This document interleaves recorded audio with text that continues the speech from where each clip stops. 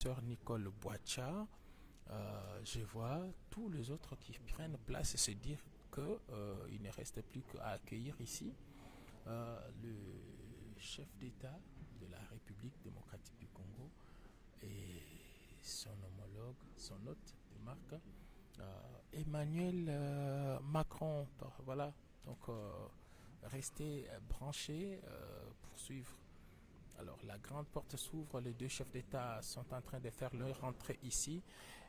Pour commencer ces points de presse, les journalistes sont debout et voilà, le chef d'État, nous allons le suivre.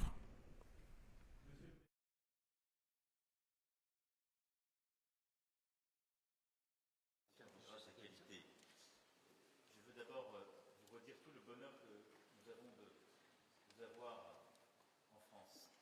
Monsieur le Président, je sais que les premiers jours, les premières heures de cette visite se sont magnifiquement passées et d'ailleurs traduisent, je dirais, la complétude de nos relations et de nos ambitions.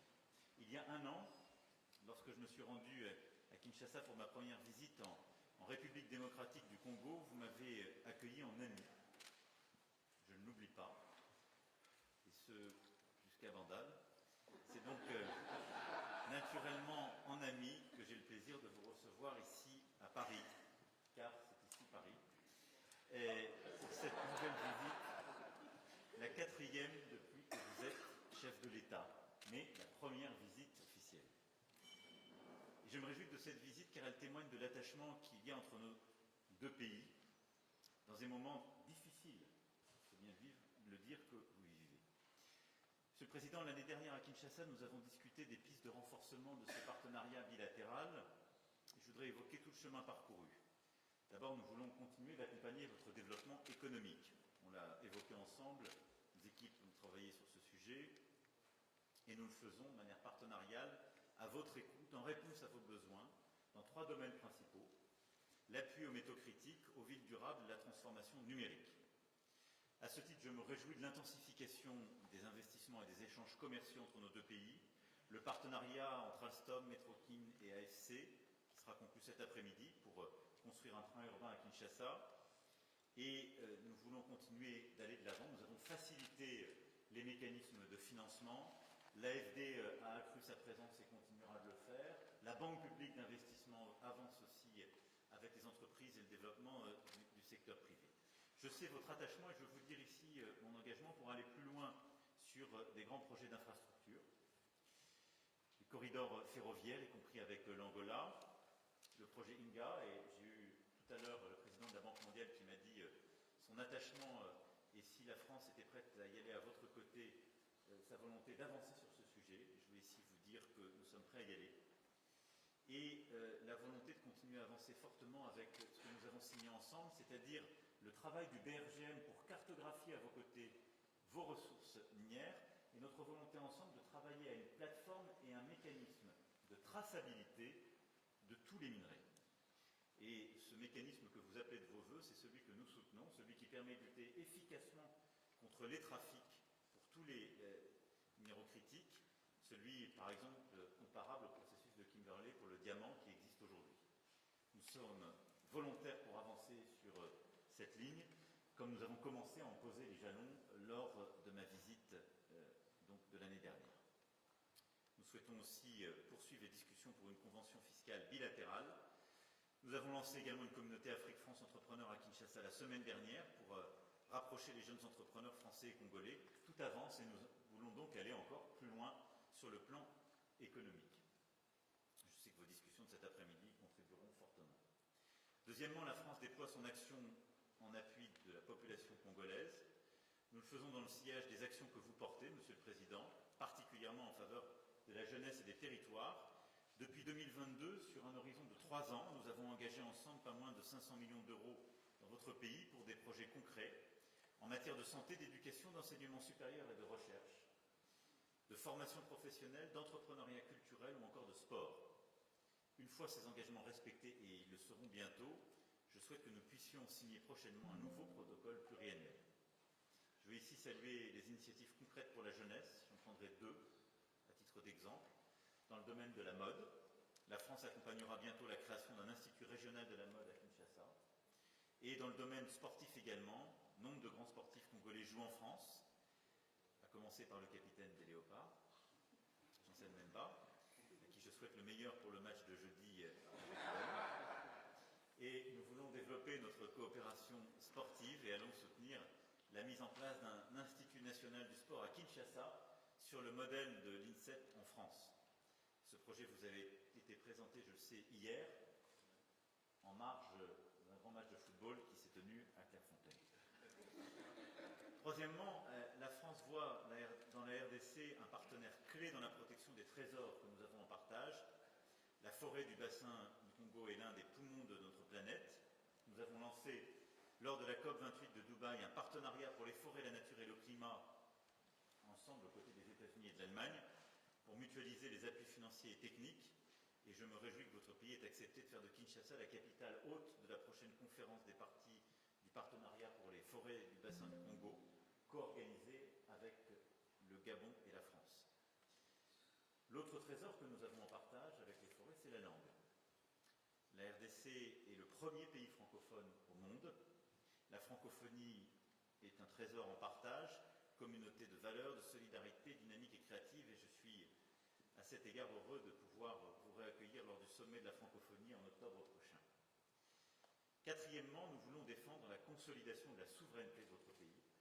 C'est l'objectif de notre excellente coopération de sécurité et de défense. Le ministre des Armées se rendra donc prochainement dans votre pays sur la base des échanges que nous avons eus pour consolider en particulier les initiatives en termes de formation, mais aussi capacitaires que nous pourrions prendre pour renforcer justement cette souveraineté. C'est ce qui s'est manifesté à travers notre soutien à la création d'une école de guerre à Kinshasa, par notre appui à la fondation d'une brigade de combat en jungle de votre armée. Cette dynamique, nous voulons la poursuivre. Elle est clé, y compris pour donner une crédibilité à ce partenariat minier et au retour plein et entier de votre souveraineté dans toutes les régions de votre territoire. Et c'est pourquoi nous voulons être à vos côtés pour ces objectifs de défense et de sécurité. Et donc le ministre des Armées fera le suivi dans les prochaines semaines en se rendant à vos côtés. Enfin, votre visite intervient, je l'ai évoqué, dans un contexte particulièrement tragique pour le peuple congolais. Nous en avons évidemment longuement parlé avec le président à l'instant. La population de l'Est de la RDC souffre depuis maintenant 3 décennies des conflits armés, des déplacements de population et des ingérences étrangères. La France continuera à se battre pour qu'elle ne soit pas oubliée et qu'une solution soit trouvée. Et vous recevoir, passer le temps que nous avons passé à parler en détail de ce qui se joue, c'est aussi redire très clairement qu'il ne peut pas y avoir de double standard. Et que nous qui défendons l'intégrité territoriale en Europe, nous la défendons aussi sur le continent africain. Dans ce contexte particulièrement douloureux, je veux évidemment réexprimer notre solidarité avec le peuple congolais et rappeler ici la position de la France. D'abord, la France ne transigera jamais sur l'intégrité territoriale et la souveraineté de la RDC.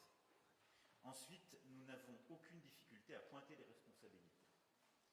Je vais le dire avec la plus grande clarté possible, la France condamne fermement l'action de tous les groupes armés, et particulièrement l'offensive du M23, qui doit cesser les combats et se retirer de l'ensemble des territoires qu'il occupe. Tous les groupes armés, je dis bien tous, doivent être désarmés progressivement, démobilisés. Et c'est un recours plein et entier à votre souveraineté qui doit s'en suivre. Le Rwanda, je l'ai redit au président Kagame dans un échange récent, doit cesser son soutien au M23 et retirer ses forces du territoire congolais. Je lui ai redit et je le rappellerai dans les prochains jours. Et l'urgence est à la désescalade. Il est également important, dans le même temps, de lutter contre les discours de haine et l'action des anciens génocidaires du FDLR.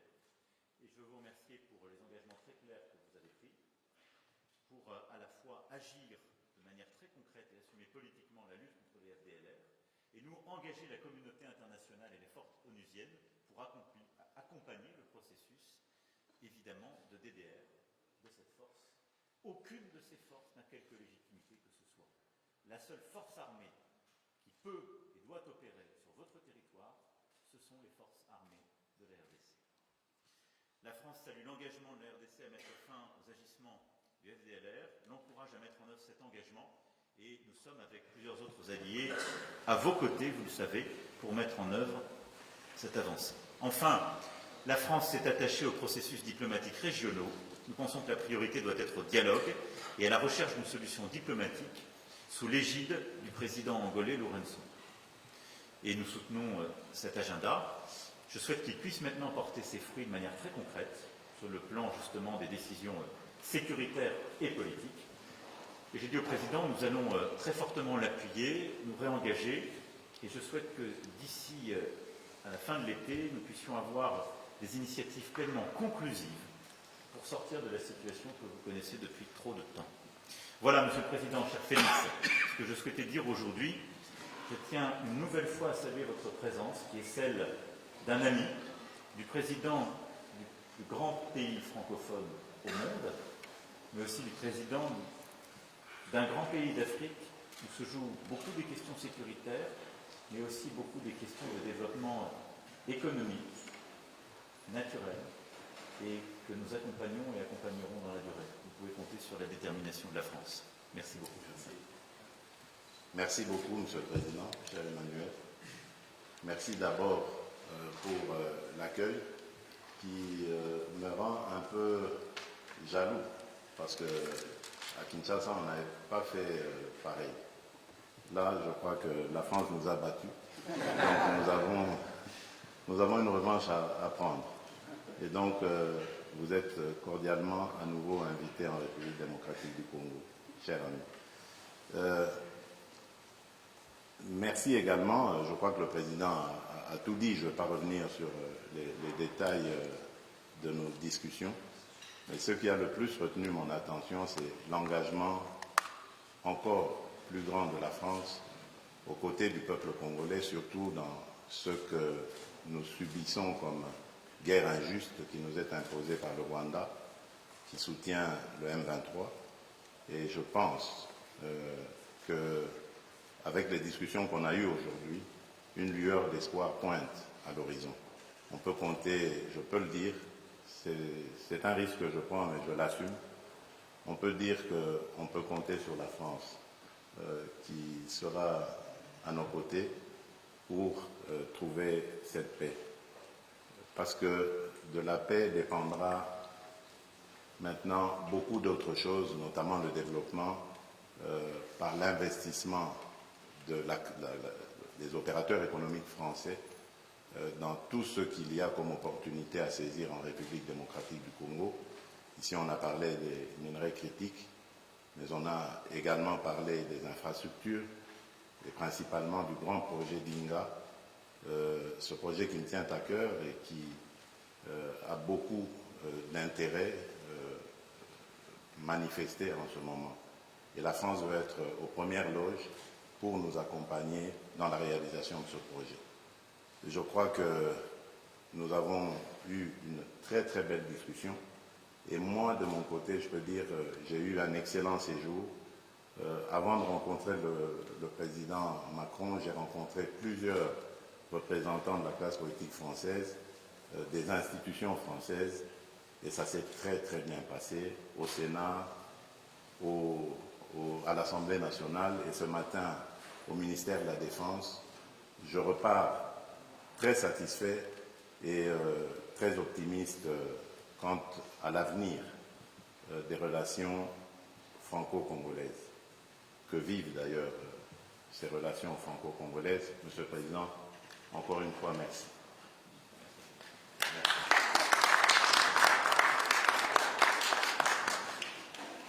On va prendre, je crois, 2 questions. Bonjour, Monsieur le Président. Alors, excusez-moi, mais nous, on a un train de retard, on n'a pas participé au dîner, alors je voudrais commencer par parler de cette guerre. Tout commence au génocide rwandais. La France a beaucoup à se reprocher. Le président Macron l'a dit et redit.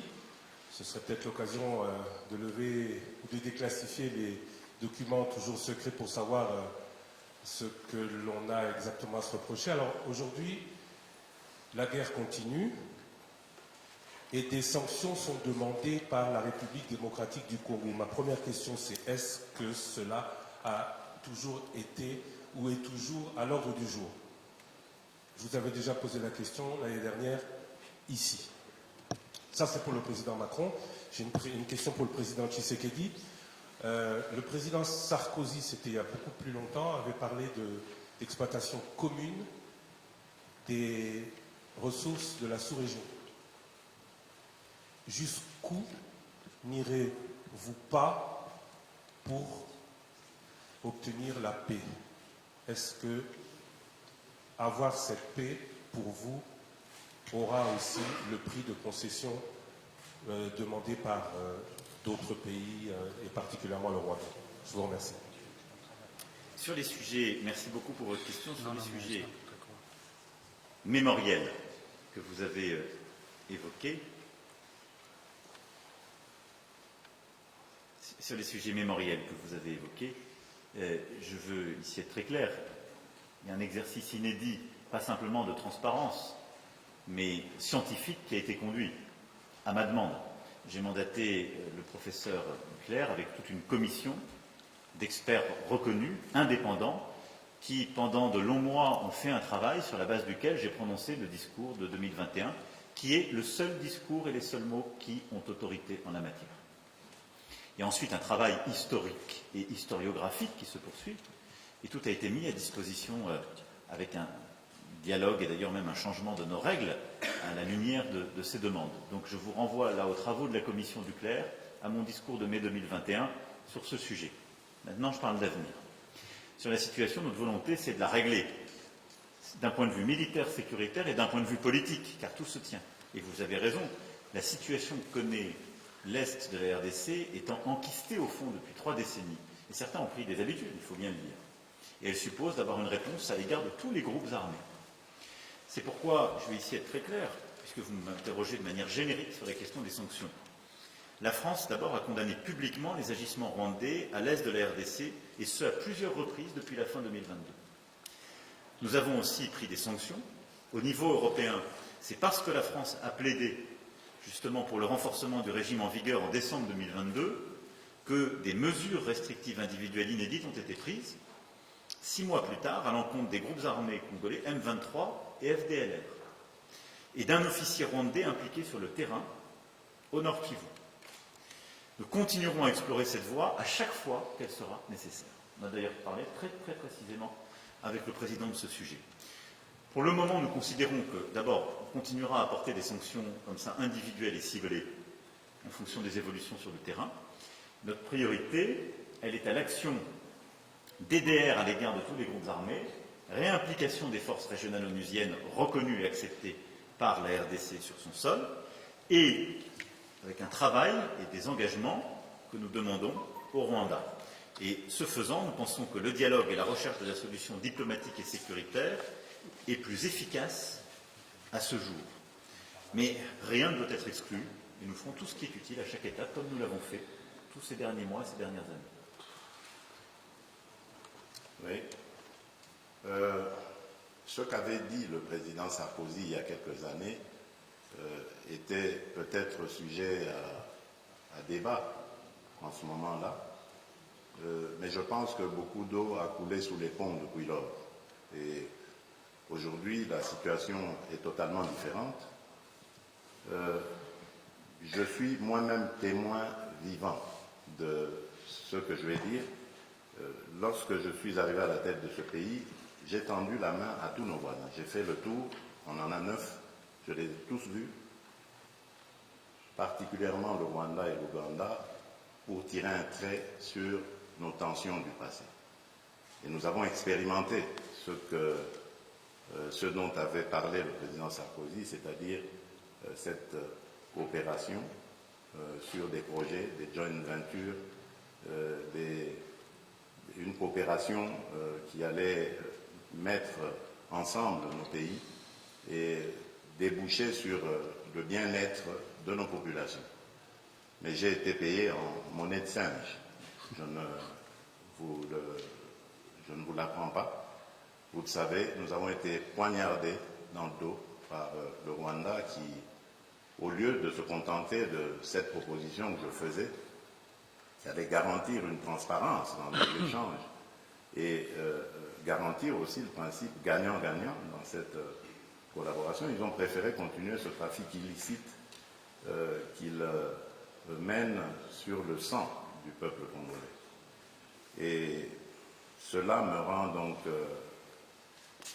plus réfractaire à l'idée de pouvoir rééditer cette expérience. En tout cas, du moins, tant que sera à la tête de ce pays le président Kagame. Peut-être que les choses évolueront, qui sait, mais en ce moment, malheureusement, le rêve du président Sarkozy n'est pas réalisable en République démocratique du Congo. Bonjour, James André pour France 24. Alors au fond, j'ai une question qui est pour vous deux présidents d'ailleurs. C'est-à-dire qu'en fait, on voit que le processus de Luanda patine depuis maintenant un an. On peut dire que la situation dans le Nord Kivu est pire aujourd'hui qu'elle ne l'était il y a un an avec le M23 qui a avancé, qui entoure Goma. Il n'y a pas de dialogue. Vous venez finalement de le dire à l'instant, monsieur Tshisekedi, vous ne voulez pas parler à Paul Kagame pour l'heure.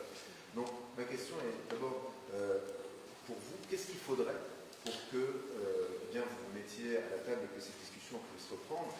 Et Monsieur le Président Macron, je voudrais savoir si vous pensez aujourd'hui que la France, qui est engagée à la fois au Rwanda, on le sait, fortes relations diplomatiques et militaires, et TRDC, peut encore, on va dire, peser sur ce processus qui, on le voit, se porte très mal. Il y avait eu avant cela le processus de Nairobi qui lui aussi s'était terminé en échec. Donc comment peut-on sortir de ce nœud, à la fois que peut faire la France et qu'il faudrait-il pour que vous alliez parler, M. Kagame? Mais vous avez dit, monsieur le journaliste, en parlant de Goma, vous avez dit que Goma est presque totalement asphyxié. C'est fait exprès parce qu'ils ont profité d'un moment d'accalmie, moment que nous avons saisi pour donner la chance à la paix, à la demande de nos partenaires, pour avancer leurs troupes et ainsi essayer de couper la ville de Goma de tout approvisionnement, l'asphyxier et donc pouvoir la prendre. Je peux vous garantir que nous sommes en train de travailler pour que cela n'arrive pas. Et tant que cette situation sera comme elle est, ce sera impossible de parler. Vous ne pouvez pas parler avec quelqu'un qui vous maintient le couteau à la gorge. Ce n'est pas possible. Donc, vous avez compris, pour avoir l'éventualité ou la possibilité de discussion, il faut que la situation évolue. C'est-à-dire, il faut que l'armée rwandaise qui actuellement se trouve sur le sol de mon pays et non le M23, parce que le M23 c'est une coquille vide que le Rwanda brandit, il faut que l'armée rwandaise ait quitté le sol congolais. Alors à ce moment-là, oui, ce sera possible de discuter, mais discuter pour désormais s'entendre sur le fait que le Rwanda n'a plus rien à venir faire en République démocratique du Congo au niveau militaire. D'abord, je voudrais défendre quand même le travail qui est fait par l'Angola et son président, parce que j'ai toujours critiqué les processus, mais enfin, il a le mérite d'exister et il n'y a pas beaucoup de concurrents. Donc l'engagement du président Lourenço est une chance pour la sous-région et je crois vraiment pouvoir le dire pour la RDC aussi. Et il le fait avec beaucoup d'engagement, de courage et de ténacité. Et donc nous soutenons ces efforts et nous nous coordonnons très étroitement avec ce qui est fait par le président Lourenço. Ensuite, la priorité aujourd'hui, ça a été dit, c'est un processus de désarmement et de sortie du territoire des groupes armés qui n'ont rien à y faire. Alors désarmement et encadrement, si je puis m'exprimer ainsi, des FDLR, d'une part, et retrait des forces rwandaises qui sont sur le sol congolais. Ça, c'est la priorité. Puis, désarmement du M23 et processus d'accompagnement. Donc, la priorité, elle est là, elle est sécuritaire, c'est le plan sur lequel on a travaillé. Et donc, pour moi, c'est véritablement ces premiers pas maintenant qui doivent être mis en œuvre dans un dialogue que nous allons essayer d'accompagner. Le rôle de la France est d'abord d'avoir une voix claire sur la question de la souveraineté territoriale en Afrique. Je pense que c'est très attendu sur le continent et c'est très attendu pour la crédibilité même de notre action. Je l'ai dit, il n'y a pas de double standard. Et donc on ne peut pas dire chaque jour que la souveraineté territoriale en Europe justifie des efforts massifs et notre soutien à l'Ukraine, mais que la souveraineté territoriale de la RDC, ce serait une question secondaire. Non. Donc ça, on y tient. La deuxième chose, c'est que parce que nous parlons à toutes les parties, c'est d'essayer d'aider cette médiation. Et comme nous l'avons fait aujourd'hui, je remercie encore une fois le Président qui a pris des engagements clairs sur les FDLR, qui suppose un engagement aussi très fort de la communauté internationale et des forces onusiennes, mais son poids politique est important pour ce processus. Il a du coup de la valeur vis-à-vis des Rwandais que je me fais fort de convaincre d'un retrait en parallèle de leurs forces qui n'ont rien à faire sur le sol congolais. Et si on arrive à réenclencher un tel processus, la confiance se crée. Je suis très prudent, parce que vous avez raison de rappeler que les derniers mois ont plutôt été vers un accroissement des tensions. Mais il nous faut réengager. Le rôle de la France est celui-là, c'est de le faire avec beaucoup de transparence, avec la défense de nos principes, des équilibres de la sous-région, et de le faire en lien très étroit avec les médiations régionales. Donc nous allons continuer de nous engager de bonne foi sur les principes très clairement établis dont nous avons parlé ensemble et que je vous ai exposés dans la plus grande transparence. Je pense qu'on peut y arriver, je dirais même que nous devons y arriver. La réalité, c'est celle que votre confrère évoquait juste avant, c'est que nous parlons là d'une situation qui, depuis 3 décennies, s'est installée. Et donc, nous avons raison de nous y attacher collectivement, mais ça va supposer beaucoup de courage de tout le monde et un réengagement massif à tous égards. C'est aussi pour ça que tout ce qui est fait pour reformer, recréer l'unité des forces armées en RDC et reprendre la totalité de la souveraineté du territoire est très important côté congolais. Merci beaucoup.